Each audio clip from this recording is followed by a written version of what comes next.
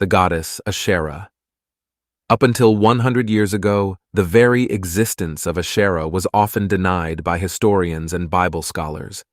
However, the discovery of the Ugaritic texts in 1929 revealed a rich mythology about this goddess, eliminating any doubt that the numerous biblical references to Asherah were connected to this same deity. The tablets of Ugarit provided invaluable proof of a pre-biblical Canaanite pantheon of gods that included not only familiar names like Baal and Dagon, but also the Israelite high god El himself. Asherah, it turns out, was El's wife and a major deity in her own right. Her origins, however, go back much further than Ugarit. Her name can be found on tablets and inscriptions ranging far and wide, from the ancient Hittite Empire to Syria, Mesopotamia, and southwestern Arabia. However, it was in Israel where Asherah truly found a home and a place in the hearts of her people.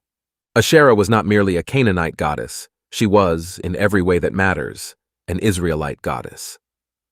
Archaeology and the Bible itself have left behind startling clues about the role of Asherah in the authentic religious practice of Israel and the Jerusalem Temple. Some elements of Asherah worship are hiding in plain sight, disguised by scribal changes and theological stories that conceal their true identity.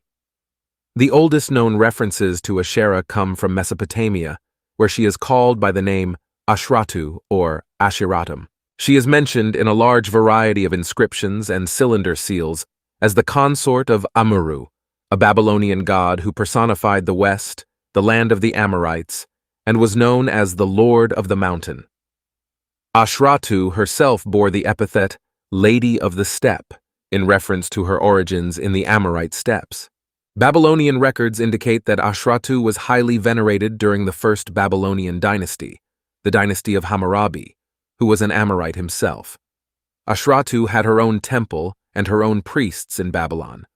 Several personal names that include Ashratu as a theophoric element also appear in Babylon during Hammurabi's reign.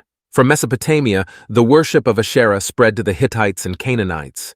In Ugarit, she was known as Athirat and was considered the wife of El, the supreme god. In this role, she was called the creatrix of the gods, reflecting her status as the mother of the divine pantheon. The Ugaritic texts also describe her as a nurturing figure, responsible for the well-being of the gods. This nurturing aspect carried over into her worship in Israel, where she was revered as a mother goddess and often associated with trees and fertility symbols. In Israel, Asherah was integrated into the worship of Yahweh, the national god. Archaeological discoveries, such as inscriptions and figurines, suggest that she was considered Yahweh's consort. Some of the most compelling evidence comes from inscriptions found at Kuntilet Adrud and Khirbet el-Kom, which mention Yahweh and his Asherah. Despite this evidence, Asherah's worship was not without controversy. The Deuteronomist reformers, who sought to centralize worship in Jerusalem and eliminate foreign influences, condemned her veneration. They associated her with idolatry and sought to remove her symbols, such as the Asherah pole, from the temple. Yet traces of Asherah's influence remain in the Bible. She is mentioned in the context of King Asa and the Queen Mother, as well as the 400 prophets of Asherah who were opposed by Elijah.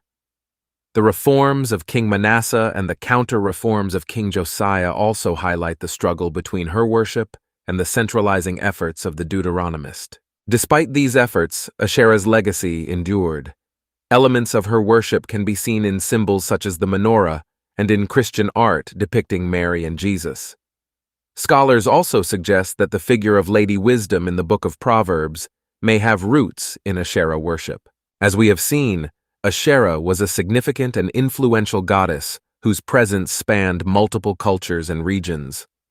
Her story is a testament to the rich and complex history of ancient religious practices and their lasting impact on modern faith traditions. Thank you for joining us on this journey to